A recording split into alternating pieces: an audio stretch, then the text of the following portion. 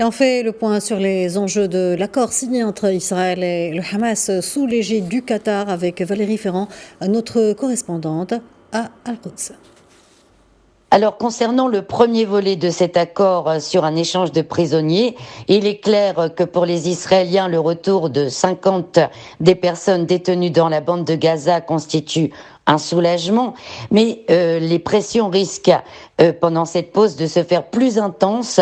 pour mettre fin à ce cycle de bombardements massifs contre les populations civiles de la bande de Gaza, qui mettent également en danger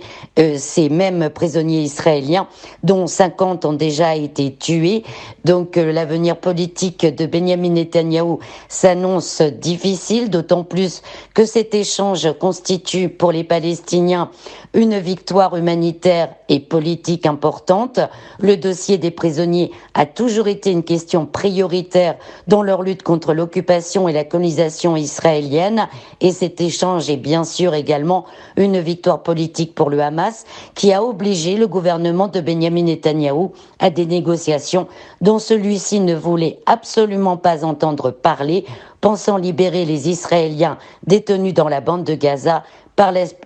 la puissance de feu. Et ceci nous amène donc au deuxième volet de l'accord, la trêve humanitaire, dans une bande de Gaza qui a été mise à feu et à sang par la puissance occupante israélienne comme jamais auparavant, avec environ, selon les estimations, quelques 60% de l'habitat dans l'ensemble du territoire qui serait endommagé ou détruit. Et il y a plus d'1 million de Palestiniens donc déplacés, laissés à la rue, sans rien, dont des centaines de milliers de personnes toujours présentes dans la région nord, de loin la plus dévastée,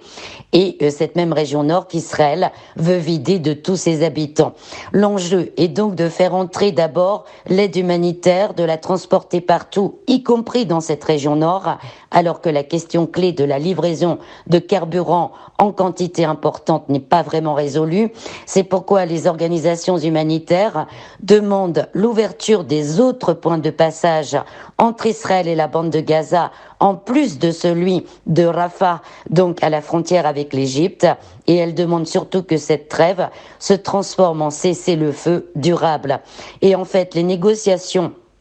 pour un nouvel accord d'échange de prisonniers et une prolongation de la trêve humanitaire devraient se poursuivre pendant les prochains jours.